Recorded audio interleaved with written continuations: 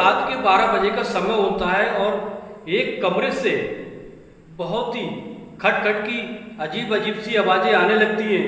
एक सास जो होती है वो अपने बहू के कमरे की तरफ जाने लगती है, क्योंकि उसे ऐसा लगता है कि जो आवाज़ें आ रही थी वो उसके बहू के कमरे से आ रही थी।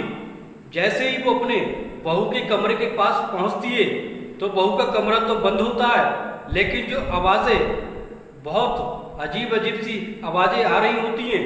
लेकिन जैसे ही जो सास होती है वो खिड़की से झांक कर देखती है तो क्या देखती है, उसे देखकर सासू के पैरों के तले जमीन खिसक जाती है। उसकी बहू एक किसी लड़के के साथ नग्न अवस्था में लेटी हुई थी, आपत्तिजनक स्थिति में लेटी हुई थी। तो दोस्तों फिर क्या होता है, जो सास होती है वो बाहर से बहू के दरवाजे की कुंडी लगा देती है और इस तरह से परिवार के सभी सदस्यों को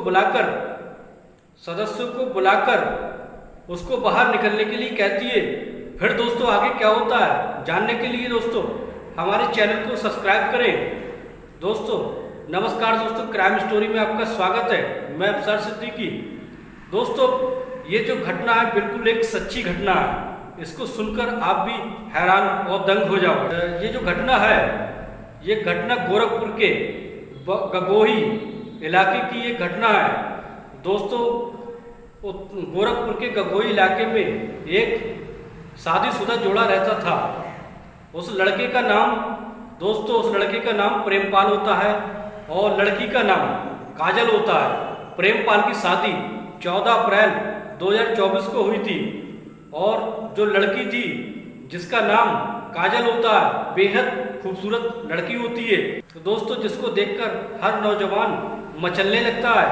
तो दोस्तों फिर क्या होता है, उसका जो पति जो होता है शादी के कुछ महीनों के बाद उसका पति जो प्रेमपाल होता है वो चंडीगढ़ नौकरी करने के लिए चला जाता है। तो काजल होती है, काजल का एक चचेरा भाई अक्सर उससे मिलने आया करता था, लेकिन उसका वो चचेरा भाई होता है इसलिए उस पर कोई शक नहीं करता है। काजल के ससुराल वाले होते हैं वो उसके मिलने जुलने में कोई आपत्ति नहीं दिखाते हैं। तो दोस्तों वो जो उसका चचेरा भाई होता है जिसका नाम राजू होता है, लेकिन राजू जो होता है वो अक्सर उससे मिलने आया करता था। और इस तरह से दोस्तों एक दिन क्या होता है, तो इस तरह से जो राजू होता है काजल का चचेरा भाई अक्सर उससे मिलने आया करता था और घंटों घंटों तक उससे बातचीत करता था। लेकिन इस बात की आपत्ति काजल के ससुराल वालों को नहीं थी, क्योंकि वो रिश्ते में उसका चचेरा भाई लगता है। और दोस्तों क्या होता है कि एक दिन ऐसा होता है कि रात के 12 बजे का समय होता है और जो उसका पति जो होता है, उसका पति प्रेमपाल वो चंडीगढ़ में नौकरी कर रहा होता है। रात के समय में उसके कमरे के अजीब अजीब सी खटखट की आवाज़ें आने लगती हैं। तो दोस्तों जो उसकी सास होती है वो गहरी नींद में सो रही होती है, लेकिन अचानक से उसकी जैसी ही नींद खुलती है और फिर वो देखती है कि ये खटखट की आवाज़ें और अजीब सी आवाज़ें कहाँ से आ रही हैं। जैसे ही वो अंधेरे में थोड़ा सा आगे बढ़ती है और फिर थोड़ा सा बढ़कर कान लगाकर सुनने लगती है तो देखती है कि वो आवाज़ें कहीं और से नहीं बल्कि उसकी बहू के कमरे से आ रही थी। तो दोस्तों इस तरह से जैसे ही वो अपने बहू के कमरे के पास आगे बढ़ती है, बढ़ने के बाद वो देखती है उसका दरवाज़ा अंदर से बंद है, लेकिन अंदर से कुछ ऐसी आवाज़ें आ रही हैं।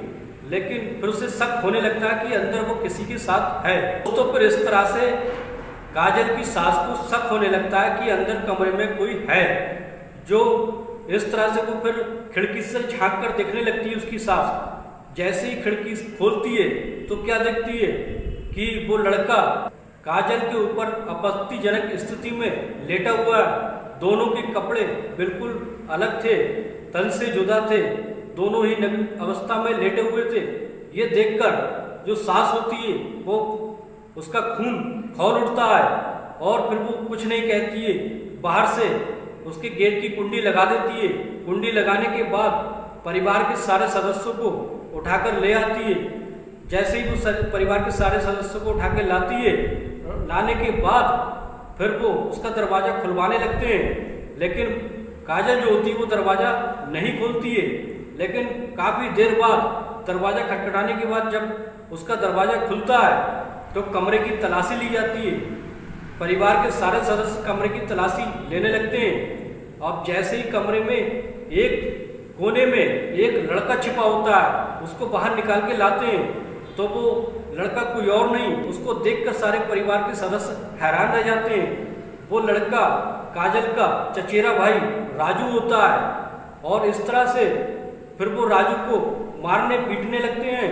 काजल कहती है, काजल के पास कहने के लिए कोई शब्द नहीं होते हैं, जो परिवार के सारे लोग समझ चुके थे कि माजरा क्या है, कि दोनों के बीच क्या चल रहा होता है। तो दोस्तों इस तरह से फिर जो होता है ये मामला थाने में पहुंच जाता है। थाने पहुंचने के बाद जो ससुराल वाले होते हैं काजल के मायके वालों को बुला लेते हैं और फिर पंचायत होने लगती है। तो दोस्तों इस तरह से पंचायत 2 से 3 घंटे तक पंचायत चलती है, लेकिन कोई निर्णय नहीं मिलता है।